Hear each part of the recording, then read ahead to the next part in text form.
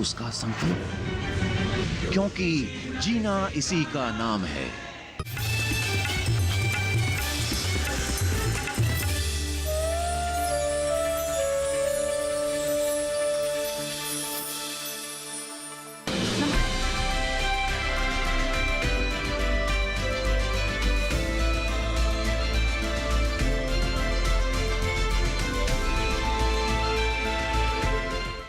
नमस्कार, आप देख रहे हैं दूरदर्शन किसान। कोविड-19 महामारी के खिलाफ लड़ाई में किसान उपयोगी जरूरी जानकारियों के साथ इस खास कार्यक्रम आत्मनिर्भर भारत में आप सभी का स्वागत है। मैं हूं मोनालिसा। आइए देखते हैं क्या है नया आज के कार्यक्रम में। हैदराबाद में 2 दिवसीय पोषक अनाज हितधारकों के सम्मेलन में बोले केंद्रीय कृषि एवं किसान कल्याण मंत्री नरेंद्र सिंह तोमर। हमारे देश की नई पीढ़ी खेती की ओर हो प्रवृत्त। बाजरा के उत्पादन में भारत अग्रणी स्थिति में होगा। हैदराबाद में 2 दिवसीय पोषक अनाज हितधारकों के सम्मेलन में बोले केंद्रीय कृषि एवं किसान कल्याण मंत्री नरेंद्र सिंह तोमर। दीनदयाल अंत्योदय योजना राष्ट्रीय ग्रामीण आजीविका मिशन ने चौथा राष्ट्रीय पोषण माह 2021 मनाया। आइए अब देखते हैं समाचार विस्तार से। भारतीय कद्दन अनुसंधान संस्थान हैदराबाद में आयोजित 2 दिवसीय पोषक अनाज हितधारकों के सम्मेलन का आज दूसरा दिन है। पहले दिन भारतीय कृषि अनुसंधान परिषद, भारतीय पोषक अनाज अनुसंधान संस्थान और भारतीय तिलहन अनुसंधान संस्थान के प्रांगणों में वृक्षारोपण किया गया, जिसमें पहले दिन 71,000 से ज्यादा पौधे रोपे गए। हर एक केवीके में कन्याओं को पोषक अनाज से बने व्यंजन व किसानों को बीजों का वितरण भी किया गया। आइए देखते हैं इससे जुड़ी एक रिपोर्ट। भारतीय कद्दन अनुसंधान संस्थान हैदराबाद द्वारा आयोजित अंतर्राष्ट्रीय पोषक अनाज वर्ष 2023 के परिप्रेक्ष्य में पोषक अनाज हितधारकों का सम्मेलन और पोषण वाटिका एवं वृक्षारोपण महाअभियान का शुभ आरंभ कार्यक्रम हुआ। इस महासम्मेलन में देश भर के लगभग 725 कृषि विज्ञान केंद्रों में उपस्थित 1 लाख किसान, केंद्रीय कृषि विश्वविद्यालयों एवं राज्य कृषि विश्वविद्यालयों की टीमें, भारतीय कृषि अनुसंधान परिषद के सैकड़ों संस्थानों के वैज्ञानिक गण और साथ ही कृषि छात्र छात्राएं बड़ी संख्या में जुड़े। कार्यक्रम के अंतर्गत 71,000 से ज्यादा पौधों का रोपण किया गया। हर एक केवीके में कन्याओं को पोषक अनाज से बने व्यंजन व किसानों को बीजों का वितरण भी किया गया। इस मौके पर केंद्रीय कृषि एवं किसान कल्याण मंत्री श्री नरेंद्र सिंह तोमर ने स्वामी विवेकानंद जी को याद करते हुए कहा कि स्वामी विवेकानंद जी ने कहा था 21वीं सदी भारत की होगी। अब मोदी जी के नेतृत्व में भारत के उत्कर्ष का समय नजदीक है। सभी को मिलकर देश को आगे बढ़ाने का पुरजोर प्रयत्न करना चाहिए। पहले देश, बाद में मैं, ये सोच होनी चाहिए। प्रधानमंत्री जी के नेतृत्व में सरकार ठोस योजनाएं बनाकर मिशन मोड में काम कर रही है। इस दृष्टि से विशेष अभियान के अंतर्गत कृषि क्षेत्र की गैप्स भरने के लिए पैकेजों के रूप में 1.5 लाख करोड़ रुपए से ज्यादा राशि के प्रावधान किए गए हैं। दलहन का उत्पादन प्रधानमंत्री के आह्वान के बाद काफी बढ़ा है। इसके साथ ही तिलहन व ऑयल पाम के लिए भी मिशन शुरू किया गया है। पूर्वोत्तर समेत तेलंगाना में भी इसकी काफी संभावनाएं हैं। यहाँ के किसानों से बात कर कठिनाइयाँ समझते हुए प्रधानमंत्री जी मंत्री परिषद में निर्णय कर मिशन लाए हैं। तेलंगाना की धरती इस दृष्टि से उर्वरा है। मिशन से यहाँ किसानों को फायदा होगा।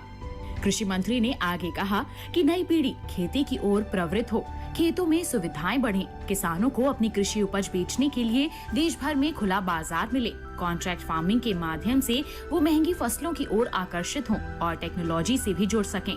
ऐसे पावन उद्देश्यों के साथ नए कृषि सुधार कानून लाए गए हैं। केंद्रीय कृषि एवं किसान कल्याण मंत्री नरेंद्र सिंह तोमर ने हैदराबाद इंटरनेशनल कन्वेंशन सेंटर में 2 दिवसीय nutri cereal multi stakeholders mega convention 3.0 का उद्घाटन किया। आइए देखते हैं। केंद्रीय कृषि एवं किसान कल्याण मंत्री श्री नरेंद्र सिंह तोमर ने हैदराबाद इंटरनेशनल कन्वेंशन सेंटर में 2 दिवसीय nutri cereal multi stakeholders mega convention 3.0 का उद्घाटन किया।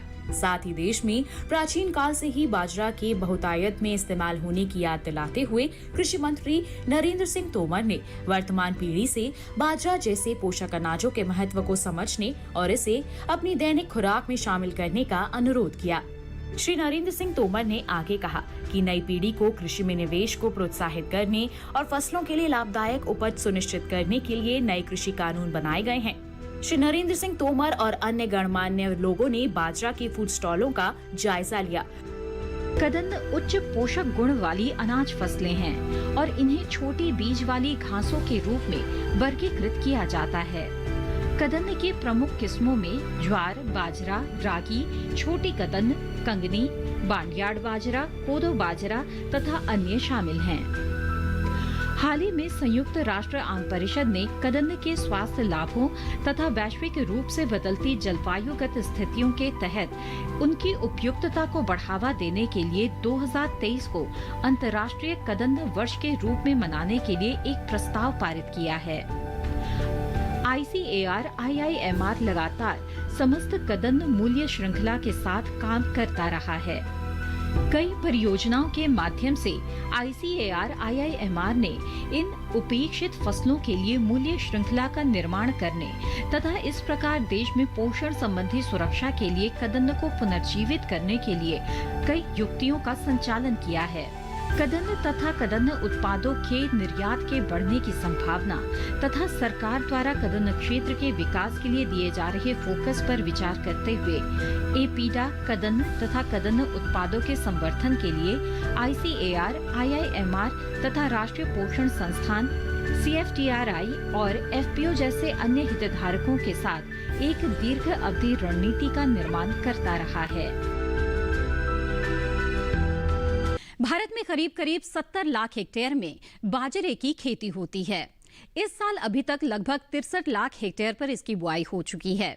सरकार ने इस साल के लिए 95 लाख टन उपज का लक्ष्य रखा है, लेकिन उत्पादन इस लक्ष्य को पार कर जाएगा। देखते हैं एक रिपोर्ट।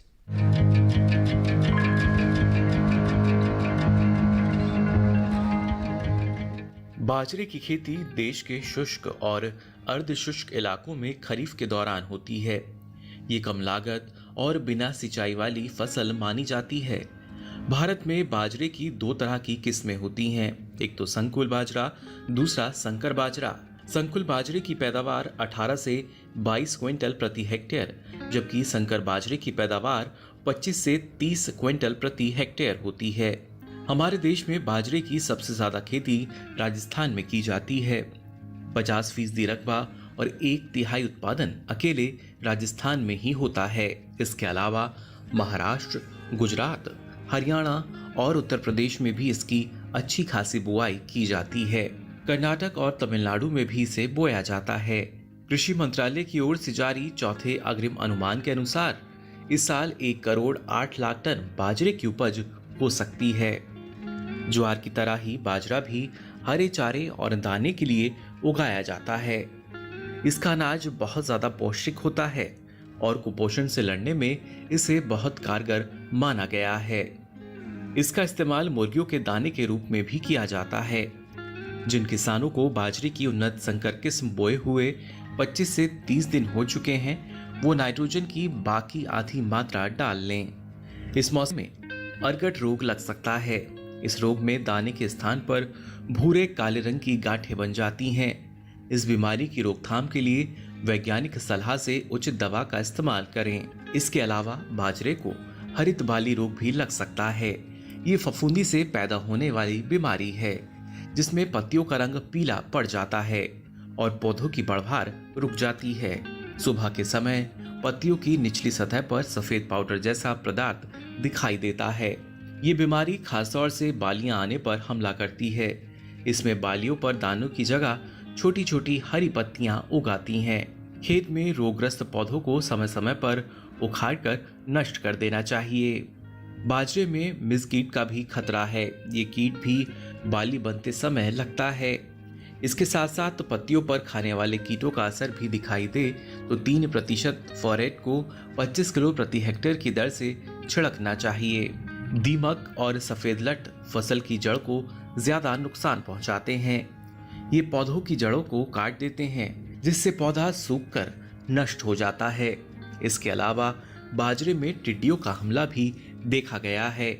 ये टिड्डियां पत्तियों को खाकर फसल बर्बाद कर देती हैं। इसकी रोकथाम के लिए फोरेट का हल्का छिड़काव किसान कर सकते हैं। इसी के साथ कार्यक्रम आत्मनिर्भर भारत में वक्त है एक छोटे से ब्रेक का। जल्द हाजिर होंगे, आप बने रहें दूरदर्शन किसान पर।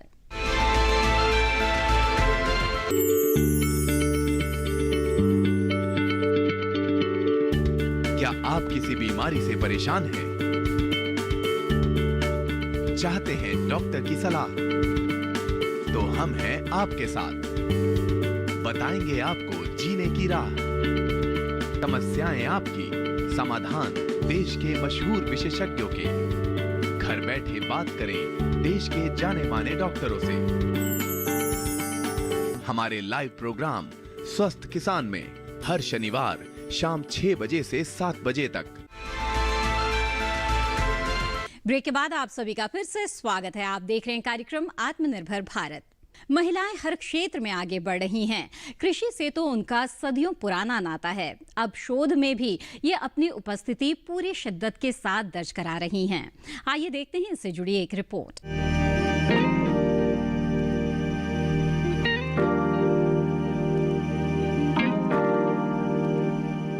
खेती में महिलाओं के योगदान को बहुत ज्यादा स्वीकार नहीं किया गया है, जबकि गौर से देखा जाए तो इन्हें भारतीय ग्रामीण अर्थव्यवस्था की रीढ़ माना जा सकता है।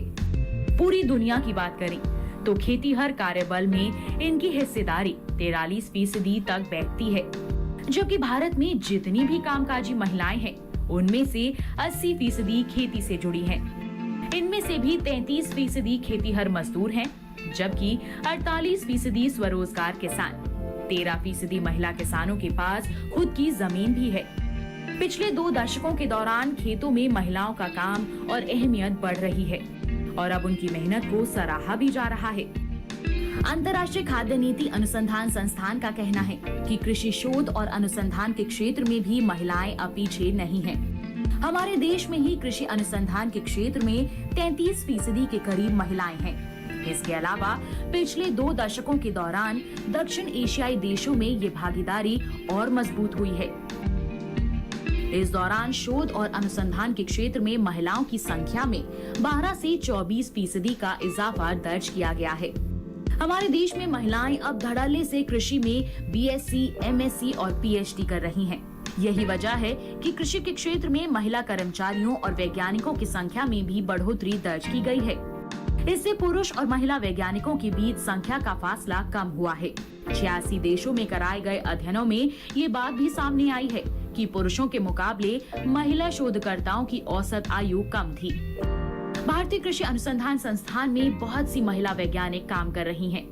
शैली प्रवीण और टी विनुता ने सौर ऊर्जा से चलने वाला अनोखा कोल्ड स्टोरेज तैयार किया। ये स्टोरेज बाजरा और मक्का को लचीला बना देता है, जिससे उनका आटा भी गेहूं की तरह कोमल बन जाता है। डॉक्टर पंकजा रेड्डी को भला कौन भूल सकता है। इन्होंने शुष्क भूमि में कृषि प्रणाली पर काफी अच्छा काम किया है। साथ ही गेहूं पर डॉक्टर नॉर्मन बोरलॉग के साथ काम किया। पुरानी महिला कृषि वैज्ञानिकों में E.K. जानकी अम्माल का नाम लिया जा सकता है। केरल की रहने वाली अम्माल उच्च कोटि की पादप विज्ञानी थी। उन्होंने गन्ने की एक विशेष रूप से मीठी किस्म विकसित की। इसके अलावा साथी वैज्ञानिकों संग गन्ने की ऐसी किस्म भी विकसित की जो कई तरह की बीमारियों और सूखे की स्थिति में भी पनप सके। साथ ही उन्होंने हिमालय क्षेत्र में पेड़ पौधों के संकरण का गहन अध्ययन किया। कृषि में महिलाओं की भागीदारी को देखते हुए ही इंजीनियर्स अब उनके हिसाब से मशीनें तैयार कर रहे हैं। भारतीय कृषि अनुसंधान परिषद के 100 से ज्यादा संस्थानों ने कई तकनीकी तैयार की हैं, जो खेती में महिलाओं की मेहनत को कम करती हैं। खास तौर से नई नई मशीनों के जरिए महिला किसानों के काम को आसान बनाया गया है। जबकि भुवनेश्वर में तो बाकायदा केंद्रीय कृषि रत महिला संस्थान मौजूद है। ये संस्थान खेती बाड़ी में महिलाओं से जुड़े अलग अलग आयामों पर काम कर रहा है। हमारे देश के किसानों के लिए भारत सरकार कई तरह की योजनाएं चला रही है, जो किसानों के भविष्य के लिए बेहतरीन साबित हो रही है। ऐसी ही एक स्कीम है प्रधानमंत्री किसान मानधन योजना। इसकी जानकारी के लिए आइए देखते हैं एक रिपोर्ट।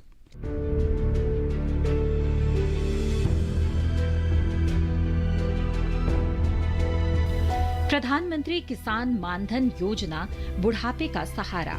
प्रधानमंत्री किसान मानधन योजना ये एक पेंशन स्कीम है। जो किसान प्रधानमंत्री किसान सम्मान निधि का लाभ उठा रहे हैं, वो इस स्कीम में आसानी से आवेदन कर सकते हैं। पीएम किसान स्कीम के तहत सालाना 6,000 रुपए का लाभ उठाने वाले किसान प्रधानमंत्री मानधन योजना के तहत अपने लिए पेंशन की व्यवस्था भी कर सकते हैं। पीएम किसान की तरह ही प्रधानमंत्री मानधन योजना भी छोटे और सीमांत किसानों के लिए है। मानधन स्कीम के तहत किसानों के लिए सरकार पेंशन की व्यवस्था करती है। इसके लिए किसानों को हर महीने एक राशि का भुगतान करना होता है। पीएम किसान सम्मान निधि स्कीम से जुड़े किसानों के लिए प्रधानमंत्री मानधन योजना से जुड़ना आसान है, क्योंकि प्रधानमंत्री मानधन योजना में पीएम किसान का लाभ ले रहे किसानों का रजिस्ट्रेशन डायरेक्ट कर दिया जाता है।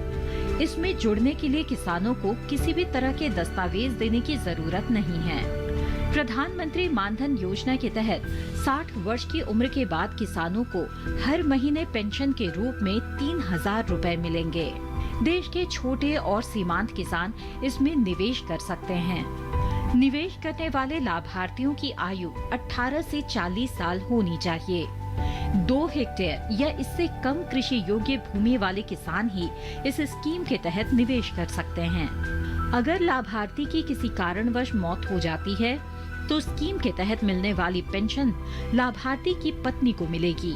हालांकि पेंशन राशि की रकम आधी यानी 1,500 रुपए होगी। किसान को हर महीने या सालाना 660 रुपए जमा करने होंगे।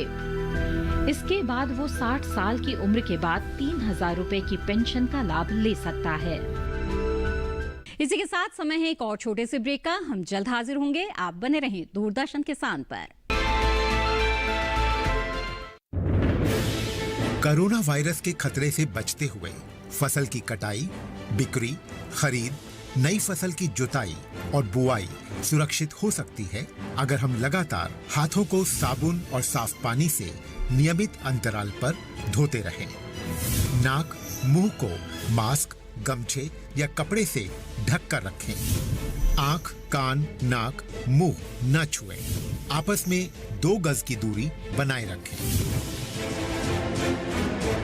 मास्क और 2 गज की दूरी के मंत्र को अभी हमें छोड़ना नहीं है। फसलों की बुवाई एवं कटाई करते समय आपस में कम से कम 2 गज की दूरी बनाए रखें। फसल की कटाई करने के बाद छोटे छोटे ढेरों में इकट्ठा करें। कृषि के औजारों की समय समय पर सफाई करें। एक दूसरे के साथ औजारों की अदला बदली न करें। श्रमिकों के शौचालयों और हाथ धोने की जगह की ठीक से सफाई जरूरी है। बुआई, कटाई एवं मड़ाई के दौरान इस बात का ध्यान रखें कि इन स्थानों के आसपास कोई थूके नहीं। कंबाइन, हार्वेस्टर, थ्रेशर, जुताई और बुआई की मशीनों को इस्तेमाल से पहले साफ करें। मशीनों के इस्तेमाल से पहले और इस्तेमाल के बाद हाथ साबुन से साफ करें। वाहनों, बोरियों, थैलियों और पैकिंग के दूसरे सामान की साफ सफाई पर भी खास ध्यान दें। खरीद केंद्र पर आने से पहले किसानों एवं श्रमिकों की जांच। खरीद केंद्रों पर भीड़ न लगाएं एवं किसानों को बारी बारी से बुलाएं। गोदामों पर खरीदी हुई फसल को लेने में शीघ्रता करें ताकि किसानों एवं श्रमिकों को रुकना ना पड़े। कोरोना के खतरे से बचाव और अधिक जानकारी के लिए आरोग्य सेतु ऐप डाउनलोड करें। देश में खाद्य सुरक्षा के ये सिपाही भोजन की निरंतर उपलब्धता को सुनिश्चित करते हैं। किसान स्वस्थ रहें, तभी हम कोरोना वायरस से जीत पाएंगे, आगे बढ़ पाएंगे। किसान सबल, देश प्रबल। ब्रेक के बाद आप सभी का फिर से स्वागत है कार्यक्रम आत्मनिर्भर भारत में। देश में सिंचाई के जरिए एक एक बूंद का उपयोग करने की दिशा में कई पहल की जा रही है। इससे न सिर्फ जल संरक्षण हो रहा है, बल्कि कम पानी वाले इलाकों में भी फसल को भरपूर मात्रा में पानी मिल रहा है, जिससे उत्पादन को भी बढ़ाया जा सकता है। उत्तर प्रदेश गन्ना विकास विभाग 30,000 हेक्टेयर गन्ना क्षेत्र में ड्रिप सिंचाई संयंत्र स्थापित करेगा। आइए देखते हैं एक रिपोर्ट।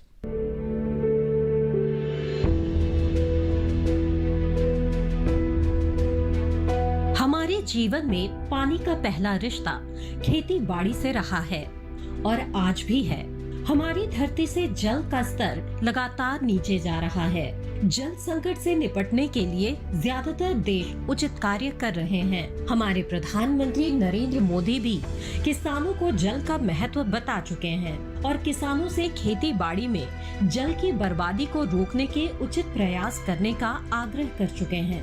प्रधानमंत्री की दूरदर्शी सोच को आगे बढ़ाते हुए अब उत्तर प्रदेश में गन्ना विकास विभाग ड्रिप सिंचाई के जरिए किसानों को बड़ी राहत देने की कोशिश में लगा है। यूपी गन्ना विकास विभाग सत्र 2021-22 में 30,000 हेक्टेयर गन्ना क्षेत्र में ड्रिप सिंचाई संयंत्र स्थापित करेगा। इससे किसानों को सिंचाई जल की बचत होगी और उपज में बढ़ोतरी भी होगी। ड्रिप सिंचाई के जरिए सिंचाई जल के उपयोग में 50 से 60% पानी की बचत होगी।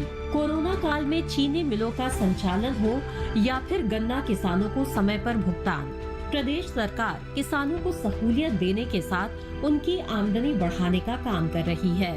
गन्ना विकास विभाग ड्रिप सिंचाई के जरिए पानी बचाने की तकनीक से किसानों को समृद्ध बनाने जा रहा है। गन्ना विकास विभाग के अनुसार ड्रिप सिंचाई योजना के लिए प्रदेश के 2,566 किसानों का चयन किया गया है, जिनको इसका लाभ दिया जाएगा। ड्रिप सिंचाई के जरिए सिंचाई जल के उपयोग में 50 से 60% पानी की बचत होगी। इस तकनीक से एक और बड़ा लाभ ये भी होगा कि इससे भूगर्भ जल के दोहन में काफी कमी आएगी। पेराई सत्र 2021-22 में 30,000 हेक्टेयर गन्ना क्षेत्र में ड्रिप सिंचाई संयंत्र लगाए जाने की योजना है। इसके बाद योजना का दायरा बढ़ा दिया जाएगा। इस योजना से छोटे गन्ना किसानों को काफी अच्छा फायदा मिलेगा और गन्ना खेती से उनकी आमदनी में इजाफा होगा। सिंचाई में पानी की एक एक बूंद का प्रयोग करने के लिए सरकार ने प्रधानमंत्री कृषि सिंचाई योजना चलाई है, जिसके अंतर्गत सिंचाई की आधुनिक तकनीकों का इस्तेमाल करने पर जोर दिया गया है और पानी को पौधों की जड़ों पर बूंद बूंद करके टपकाया जाता है टपकाया जाता है। इस कार्य के लिए पाइप, नालियों तथा एमीटर का नेटवर्क लगाना पड़ता है। इसे टपक सिंचाई या बूंद बूंद सिंचाई भी कहते हैं। इसके जरिए पानी थोड़ी थोड़ी मात्रा में कम अंतराल पर सीधा पौधों की जड़ों तक पहुंचाया जाता है। इसी के साथ आज के आत्मनिर्भर भारत कार्यक्रम में बस इतना ही। अब आप हमारे कार्यक्रम को सिर्फ एक QR कोड को स्कैन करके भी देख सकते हैं। डीडी किसान के YouTube चैनल पर आत्मनिर्भर कार्यक्रम के सभी प्रसारित कार्यक्रम दोबारा देखकर कृषि और ग्रामीण क्षेत्र से जुड़ी नई नई जानकारियां प्राप्त कर सकते हैं। फिलहाल मुझे दीजिए इजाजत। आप बने रहें दूरदर्शन किसान पर। नमस्कार।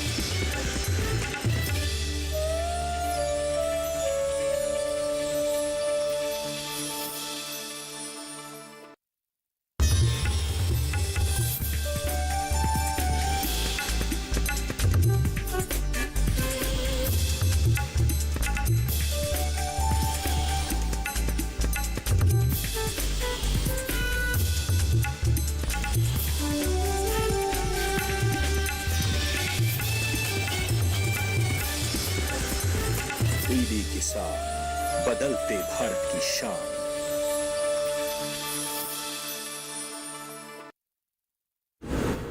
राज्यसभा में जब आप सवाल उठाते हो, आप आपके लोगों के मुद्दे रखते हो, और छत्तीसगढ़ तो खास तौर से आदिवासी इलाका है, उस आदिवासी क्षेत्र को रिप्रेजेंट करना कितना कठिन होता है?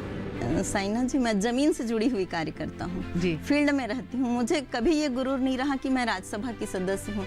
चाहे राजधानी में रहूँ, चाहे गांव में रहूँ, कहीं पर भी रहूँ, मैं अपने आप को एक छोटा कार्यकर्ता और लोगों के बीच रहती हूँ, बैठती हूँ, तो मुझे मुद्दे उठाने के लिए परेशानी नहीं होती। देखिए हमारा कार्यक्रम नेत्री, महिला सांसद और उनकी कहानियाँ, सिर्फ डीडी किसान पर। क्यों मारे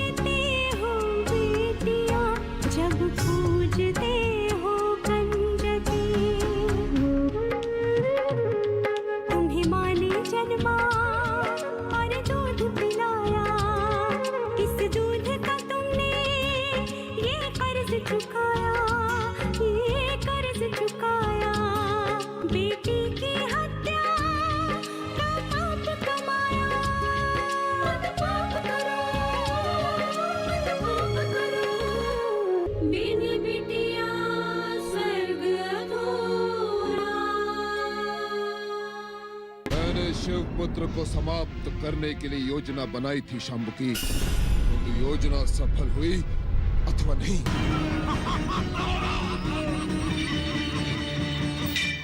हे महागणेश, इस पृथ्वी लोक को तारकासुर के अत्याचारों से कब मुक्ति मिलेगी? यदि तुमने सत्य नहीं बताया तो हम तुम्हें समाप्त कर देंगे। नारायण नारायण।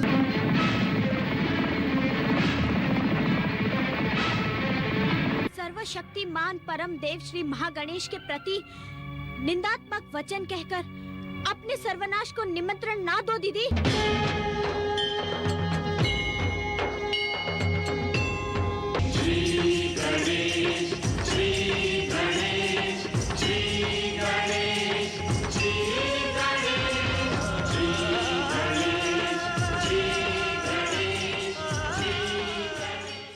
जहाँ राधे राधे से स्वागत हो और राधे राधे से ही रुखसत हो, वो शहर किसी परिचय का मोहताज नहीं, जिसकी हर धड़कन में कृष्ण है।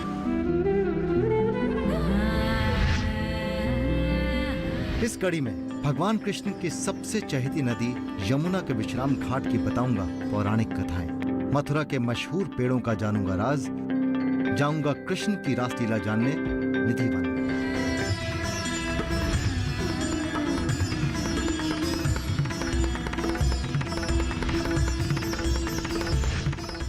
कविता टूटी फूटी जिंदगी को जोड़ने का, अपने कटाक्षों के माध्यम से कुरीतियों की कमर तोड़ने का और हताश निराश मायूस इंसान को खिलखिलाती हुई जिंदगी की ओर मोड़ने का एक सशक्त माध्यम है, जो सहज है, सरल है, आसान है, बहुत आसान है, जो कलम से नहीं जो दिल से लिखा जाता है वो गीत कहलाता है। क्यों स्याह हुआ जा रहा है रंग उफक का, कोई घटा बड़ी है धुएं की मीनार से। कौन है ये जिन्होंने इश्क में इतना दर्द मिलाया होगा? कौन है ये जिन्होंने इश्क में त्याग का जहर मिलाया होगा?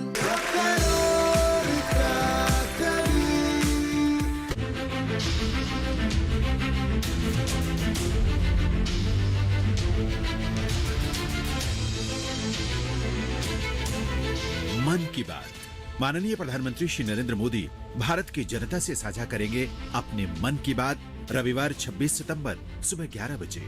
आकाशवाणी के सभी केंद्र सभी चैनल इसे प्रसारित करेंगे एक साथ। इसके अतिरिक्त दूरदर्शन के YouTube चैनल और प्रसार भारती के ऐप न्यूज ऑन एयर पर सजीव प्रसारण लाइव स्ट्रीमिंग के माध्यम से। तो याद रखें, रविवार 26 सितंबर सुबह 11 बजे मन की बात। नई सोच के नई सुबह आई है तेरी अंगनाई में, उठ जाग मेरे धरती के लाल रंग भर अपनी अंगड़ाई में। ये धरती अन्न की जननी है, कुछ और नई से पैदा कर, खेतों में सीप के बीज